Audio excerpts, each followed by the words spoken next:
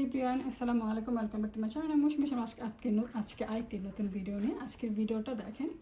আমার প্রতিদিন নিত্যদিনের দৈনন্দিন কাজের জিনিসগুলো আমি আপনাদের সাথে শেয়ার করি। আশা করি আপনাদের সব ভালো লাগবে। ভালো লাগলে অবশ্যই আমার সাথে দেখবেন। প্রথমে দেখা দিলাম মাংসটা, গরুর মাংস আমি রাত্রে বের করে রেখেছিলাম, পানি দিয়ে এমনি রেখেছিলাম একটু পলিথিনে, মানে পলিথিনে রেখেছিলাম। তো পলিথিনটা এখন ফেলে দিলাম, সরি।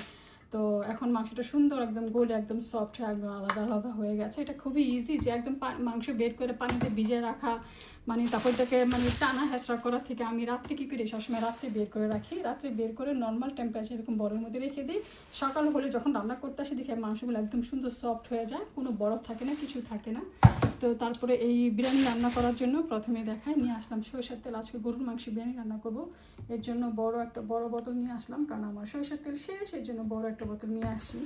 তারপরে নিয়ে আসলাম হলো যে বিরিয়ানির মশলা, কারণ বিফ বিরিয়ানি করব, এর জন্য গরুর মাংসের কি গরম মশলা, মানে বিরিয়ানি রান্না করার মশলা যেটা, সেটা নিয়ে এসেছি। এটা দিয়ে এটা হলো বিফ বিরিয়ানি মশলা। তো এটা নিয়ে আসলাম 2 প্যাকেট।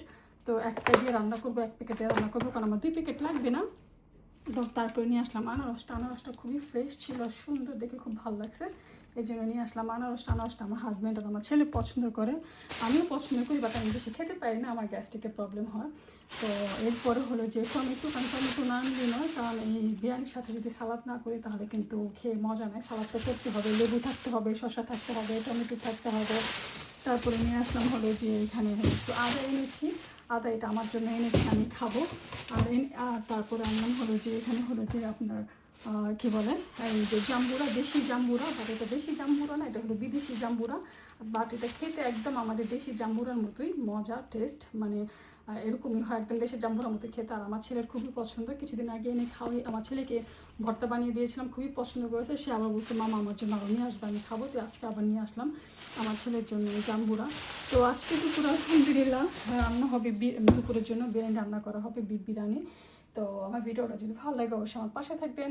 আমার শপিংগুলো কীরকম হয়েছে সো আপনাদের সাথে শেয়ার করি, আপনারা সবাই দেখবেন, পাশে থাকবেন, শেয়ার করবেন, সাপোর্ট করবেন। আপনাদের কাছে এটাই চাই, দোয়া করবেন আমার জন্য। আল্লাহ হাফেজ, আসসালামু আলাইকুম সবাইকে।